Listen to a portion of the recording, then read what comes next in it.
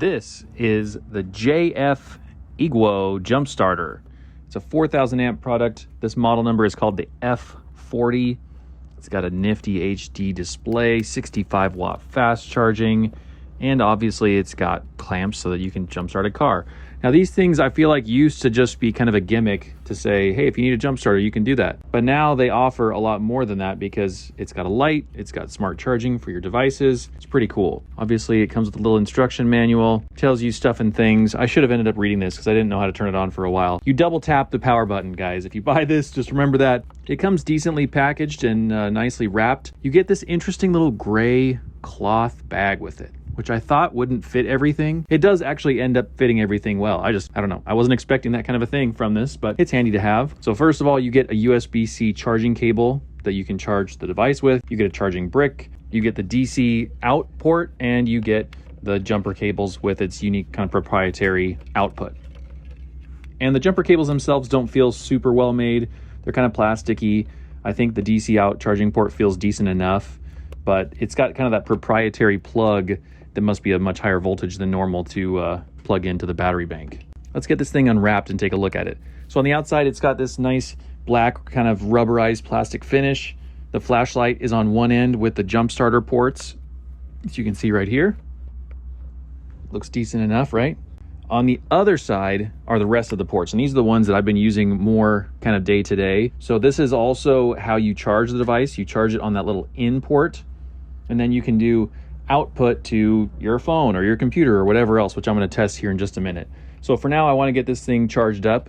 I'll plug the included USB cable into the device, into the charging brick, test it out here, and there's the screen. Yes. So I've got an 80% charge now, and at the bottom there, you can see where it says 0W. That's telling us the speed that it's charging. So that same thing lights up whether you're charging the brick, the battery brick, or if you're using that to charge your other devices. That's basically just the speed that the power is either coming into it or going out of it. And so you know, if it's totally dead and you use this charger, it takes like 7 or 8 hours to charge back to full. So it's a big battery. 28,000 milliamp hours is no joke. It takes a while to charge that back up. So I just charge it overnight, and then I know it's ready for me in the morning. All right, so here's the comparison test. This is the bag with everything in it versus my little Anker 10,000 milliamp hour battery bank. I really want to compare the big daddy to the little brother here. I use this little one really commonly to charge my phone, but I want to see if this big one can charge my phone and or my laptop as well. So let's go. All right, out here on the job site,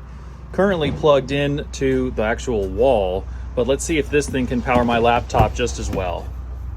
So I'm just going to take out my USB-C from the Apple charger. Let's stand up on its own. Not quite. Take it out of here and plug it into here. See if it works. Okay, turn it on, double click. Hey-o. And the laptop is drawing 12 watts, 13 watts. Totally working. That is handy. Oh, so it's not a consistent draw. Oh, now we're up there, 58 watts. It seems to do that. It kind of ramps up and ends up pulling the actual amperage that it needs to charge. But the little light here is lit up, which means it's still working. Yep, we are charging. Cool. It works. I like it. Obviously, I don't have to use it now because I have this, but the fact that this is an option is really great. So the laptop was at 15% whenever I first plugged it in, and this thing was at 100%. So let's see how much of a charge we get.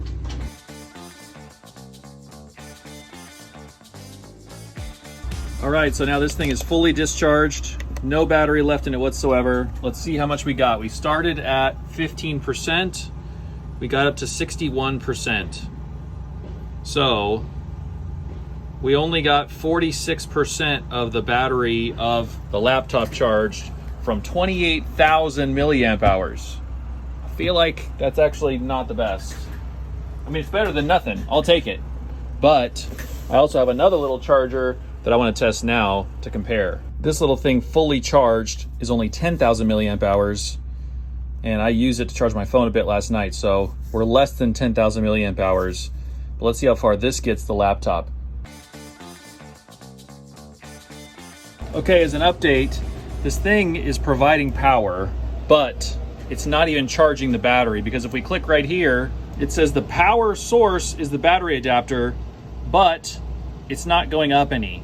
It's going down. So it's basically getting power from this instead of using its own internal battery, but it's slowly losing. So we're just slowing down the deterioration of the own battery here, but this thing is actually charging it. So it actually did a better job than this little guy does. But hey, that's to be expected when this is much more significant, almost triple the size, and quite a bit more expensive than this little thing. Handy, but not nearly as useful as this big beastie. It is pretty big. Check that out. I've got big hands. The one thing I've not yet had a chance to test is jump starting a car. I'm not going to just kill the battery in my truck so that I can test this out and see if it jump starts something.